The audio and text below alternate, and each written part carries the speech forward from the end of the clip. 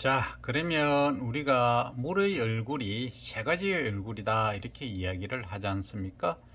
이제 고체 상태인 얼음, 그리고 액체 상태인 물, 그리고 수증기가 되는 기체 상태, 요 세 가지가 되겠습니다. 아, 왜 이렇게 다리가 덜덜덜덜 하는지 스탠드가 조금 움직이고 있네요. 자, 그러면 먼저 지난 시간에 이어서 그러면 우리가 식물이 물이 부족하면 그 위조 상태에 된다. 잎이 시든다. 하이엽부터 시든다 하는 이야기를 했었죠.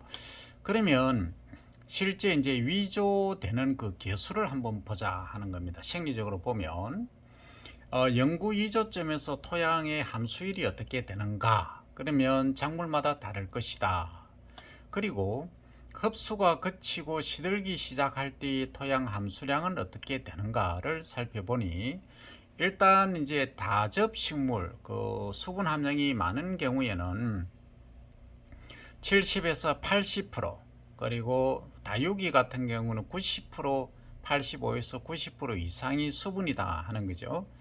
그 다음에 이제 이게 만약에 50% 이하가 되면 그 일반적으로 이제 목질부 같은 경우에는 나무 같은 게 되겠죠. 50%가 되는데 요 이하가 되면은 이제 원행질이라고 하는 것은 이제 다접 식물이라든지 다육 식물 이 식물에 있어서 식물 세포가 있지 않습니까? 이중막으로 되어 있죠. 요 안에 세포벽 말고 세포막 안에 있는 원행질을 말합니다. 여기에 수분은 보통 7, 80% 이상이다 이렇게 되어 있는데 만약에 여기에 요 상태가 이하가 되면 여기서 지시된 대로 이제 위조 상태로 갑니다. 시들기 시작한다 하는 거죠. 그러면 이 작물마다 또 호박 같은 경우는 또 예외로 빨리 시들지 않습니까? 잎이 큰 경우. 그래서 작물별로 차이가 있다 하는 말씀을 드리고 그러면 이 수분이 도대체 어떤 역할을 하기에 그러하냐 보니까 먼저 기본적으로는 식물 세포의 원행질 생활을 상태를 유지를 한다 하는 것은 이렇게 이제 여기 식물 세포라고 가정하면 여기 바깥이 세포백이고 여기 안쪽 원행질 막이라고 가정합니다.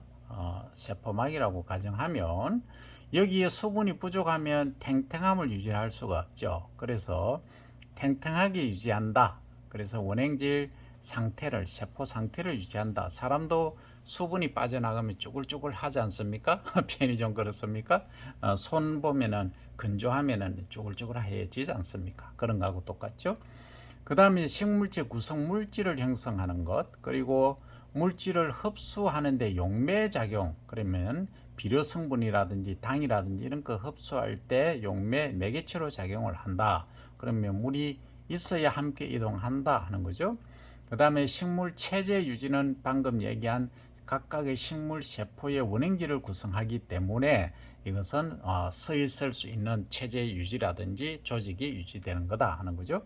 그 다음 물질이 분포하는 매개체가 된다는 것은 뭐냐면 이걸 만약에 우리가 식물이라고 하면 그러면 여기는 많고 여기는 적고 한 것이 아니고 물이 항시 전체적으로 고르게 분포를 일단 하기 때문에 요 물의 농도 물이라고 하는 것은 다른 이제 양분들이 이 매개체에 녹아 있기 때문에 여기서 여기는 높고 여기는 낮고가 아니고 거의 이번하게 균등하게 유지될 수 있게끔 하는 매개체 역할을 한다 하는 거죠. 그 다음에 이제 어떤 물질을 합성하거나 또는 분해하는 과정에 매개체 역할을 하는 것이 수분입니다. 그래서 이 수분이라고 하는 것은 우리가 우습게 알 것도 아니지만은 매우 중요하다. 그래서 너무 쉽게 많으니까 간과하고 넘어가는데 우리가 식물에 있어서는 토양에 있는 뿌리로서 흡수하는 것을 기본으로 하지만 잎을 통해서도 한다 하는 얘기고 또 수분이 새벽에 우리가 산책을 하다 보면 신발이 젖지 않습니까? 이것은 식물에서 잎을 통해서 수분이 바깥으로 배출된다. 그것이 정산작용. 밤에는 일액과 일비라는 게 있죠. 이런 현상에 의해서 움직인다 하는 겁니다. 그 다음에 이제 삼투하고 삼투압이라는 용어가 나왔습니다. 삼투는 간단히 말씀드리면 이런 겁니다. 우리가 이제 김치를 담지 않습니까? 요게 만약에 배추라고 가정하면 바깥에 소금을 뿌린다는 거죠. 여기에 소금을 뿌리면 어떻습니까? 안에 있는 물이 바깥으로 나오죠. 이 말은 안쪽과 그러니까 배추 세포 안쪽의 농도와 바깥의 농도 균형을 맞추기 위해서 바깥에 소금을 뿌리니까 농도가 높죠. 염분 농도가 높으니까 물이 바깥으로 빠져나와서 균형을 이루려고 하는 거죠. 그래서 요게 그러면 용질 안에 있는 영양 성분은 안 나오는 거 안 나오죠. 왜? 이 막이 반투막입니다. 그래서 반투막은 용매인 물은 통과시키고 용질인 안에 영양분들은 못 나가게 하는 역할을 하기 때문에 그러합니다. 그죠? 그래서 이것은 반투막이다 하는 것을 기억을 해 두시고 요 현상이 삼투압 현상, 삼투 현상 이렇게 말합니다. 그러면 수분이 원행질 막을 통해서 세포 속으로 확산된다는 것, 그리고 삼투압이라고 하는 것은 내외액 농도 차에 의해 삼투를 일으키는 압력이다. 이렇게 이해를 하시면 되겠습니다. 자, 다음 갑니다. 팽압과 마감입니다. 팽압은 팽팽하게 유지하는 압력이고 막은 그것을 지탱하는 요 바깥에 요게 압력이죠. 그러면 막의 압력이 없으면 흐늘흐늘해져 버리겠죠. 그래서 바깥으로 밀어내려고 하는 팽압과 요거 막아주는 막압이 존재하더라는 얘기죠. 그럼 팽압은 세포 내 수분 증가, 세포 크기가 증대되는 압력이고 막압이라고 하는 것은 팽압에 의해 세포막이 늘어남, 탄력성에 의해서 다시 수축하려는 압력이 되겠다 하는 겁니다. 자, 그 다음 이게 있습니다. 흡수압이라고 하는 것은 SMS라고 표현을 했습니다. 그러면 수분을 어떻게 흡수를 하느냐 하는 거죠. 조금 전에 간단히 설명드렸지만 흡수압에 따라서 소위 확산압에 따라서 diffusion plus deficient 이렇게 difference 이렇게 되겠죠. 그죠? 그래서 이것은 삼투압하고 막압 그러니까 바깥으로 빠져나가려는 압력하고 이 막이 지탱하고 있는 압력에 따라서 이것이 흡수가 되겠죠. 삼투압 마이너스 막압 이렇게 이야기를 합니다. 이건 흡수니까 반대의 과정이겠죠. 그죠? 그 다음 SMS는 Soil Moisture Stress라고 이것은 토양 수분 스트레스라고 우리말로 번역이 가능한데 그럼 이건 뭐냐 하는 거죠. 수분이 부족했을 때 스트레스 또는 많았을 때 스트레스 이 스트레스를 말합니다. 그럼 이것은 뭐냐? SMS는 수분 보유력하고 삼투압을 합한 것을 말합니다. 그 삼투압은 뭐였습니까? 바깥으로 나가려고 또는 들어오려고 하는 압력, 그 다음에 수분을 유지하려고 하는 힘, 이것을 합쳐서 SMS, Soil Moisture Stress라고 합니다. 그 다음 작물 뿌리가 수분을 흡수하는 것은 뭐냐? 이 확산압, 그죠? 흡수압, 확산압, 마이너스 SMS, 토양 보류력하고 삼투압을 더한 것을 뺐을 때 얘기입니다. 그러면 뿌리가 수분을 흡수할 수 있는 거는 흡수를 많이 한다는 것은 이게 이제 SMS가 크면은 수분 보유력이나 삼투압이 크면은 좀 흡수하기가 힘들죠. 역으로 흡수압이나 확산압차가 크면은 이게 그러니까 말 그대로 삼투압이 크면은 이 수분을 잘 흡수할 수 있다 하는 이야기가 되겠습니다.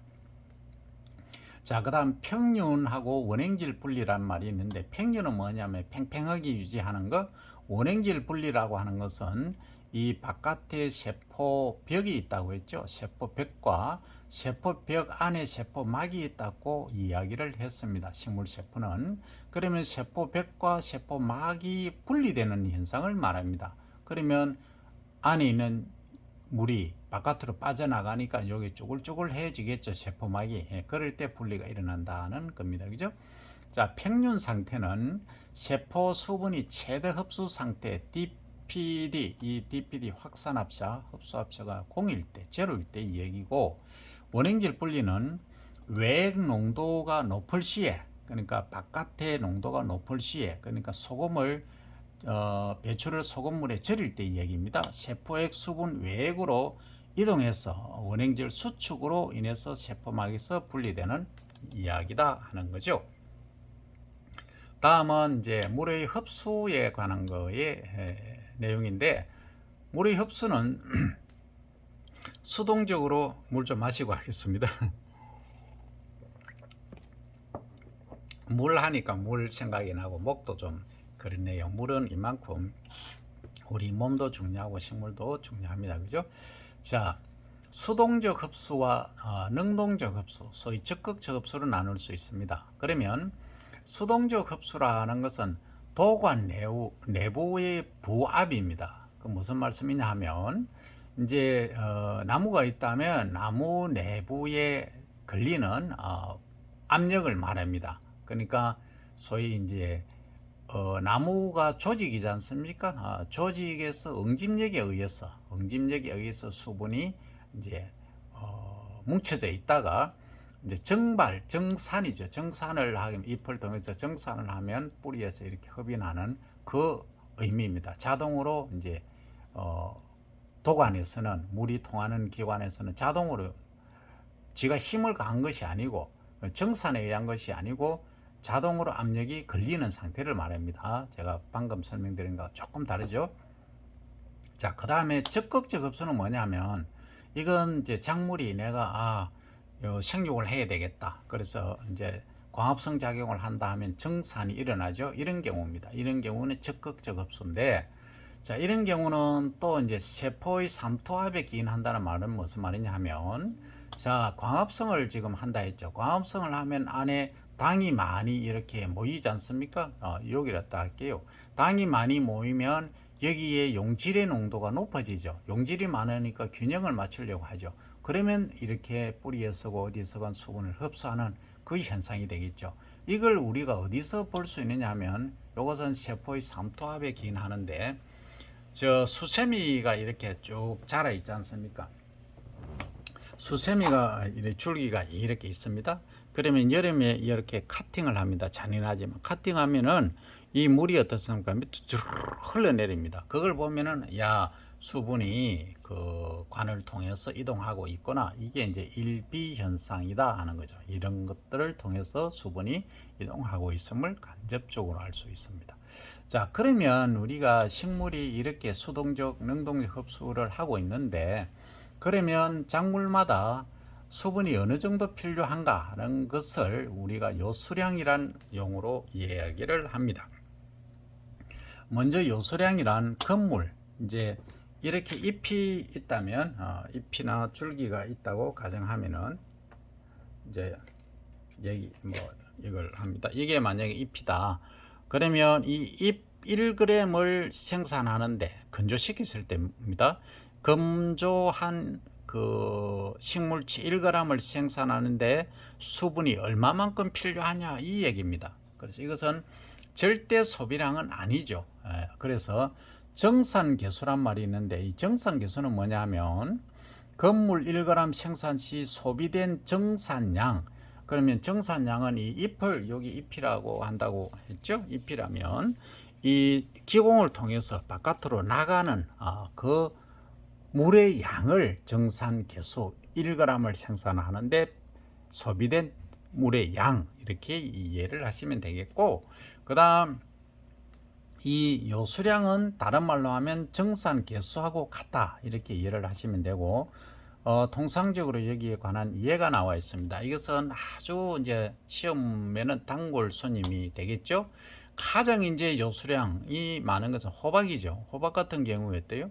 834g이 필요하다. 뭐 하는데 건조한 식물체 1g을 생산하는데 834니까 엄청나죠.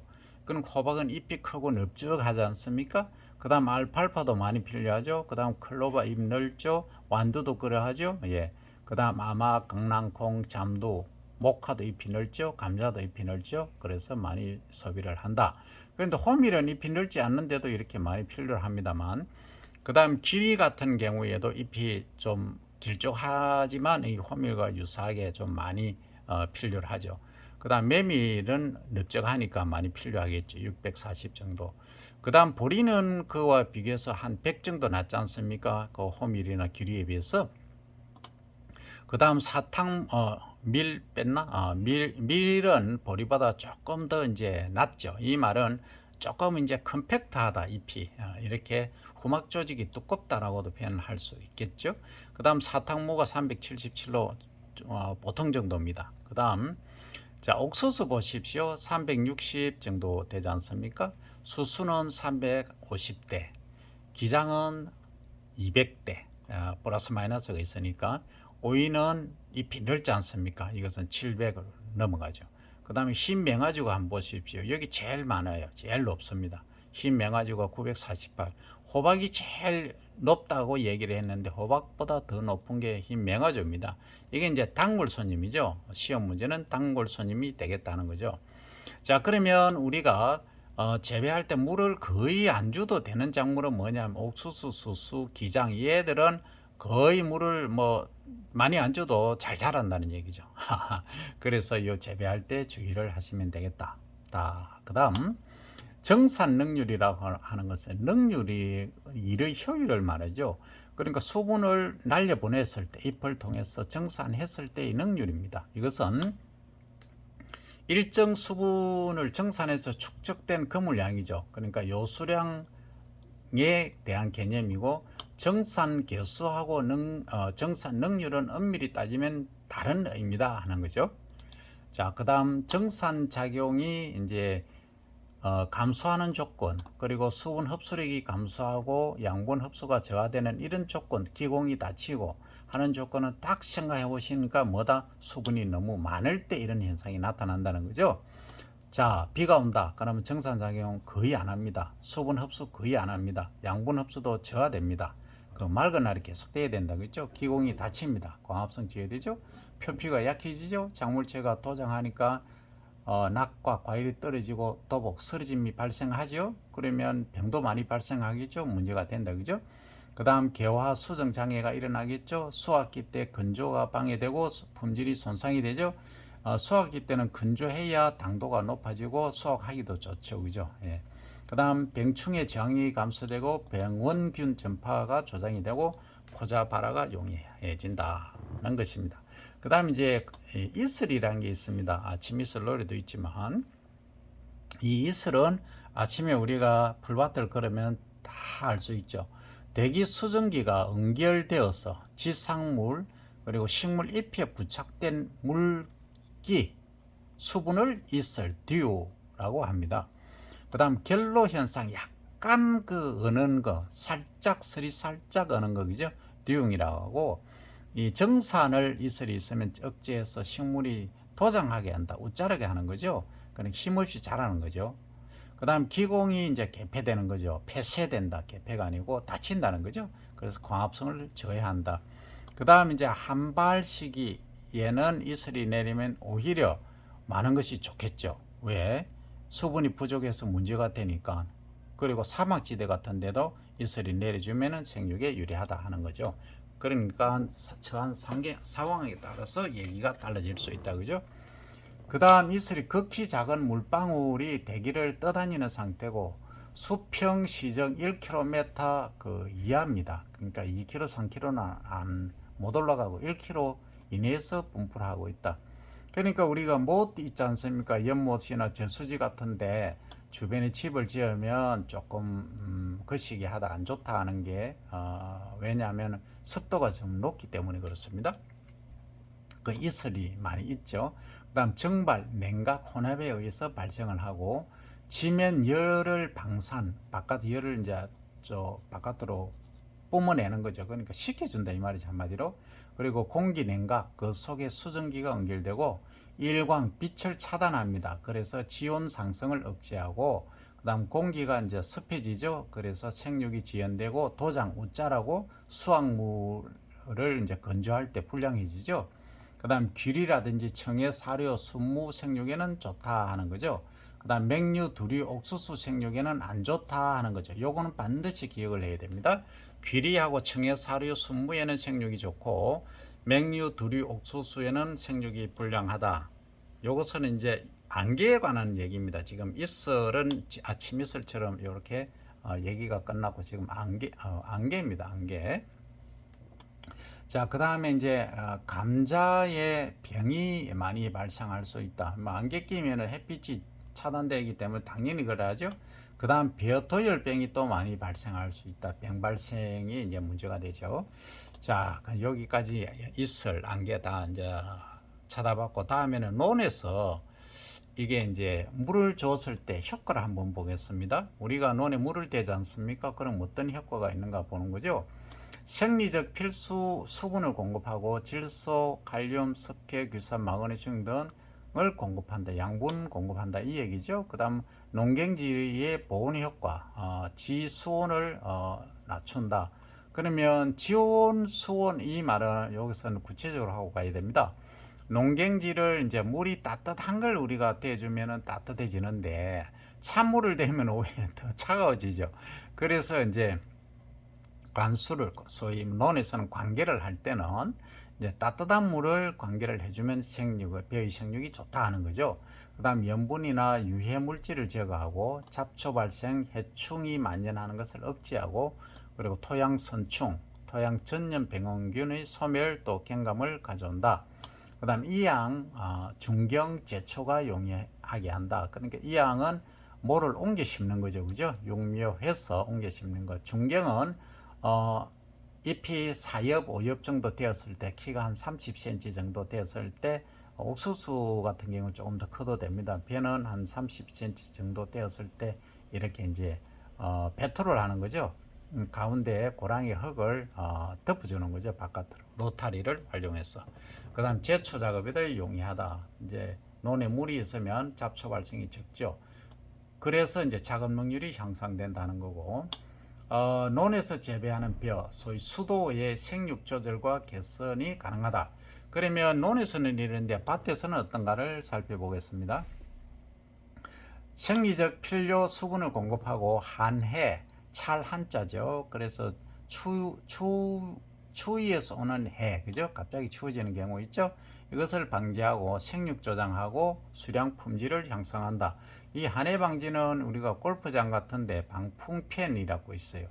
그는 바람을 확 일으키는 팬. 그러면은 뜨거운 위에 바람을 아래쪽으로 싹 불어넣어서 녹차원이라든지 잔디밭에 한해를 방지하는 방법도 되는데, 여기서는 물을 수분을 공급함으로 해서 가능하다. 어떻게? 물을 이제 스프링클러로 해서 줄 수도 있고 아니면 위에서 지상에서 또 주는 방법들도 있습니다.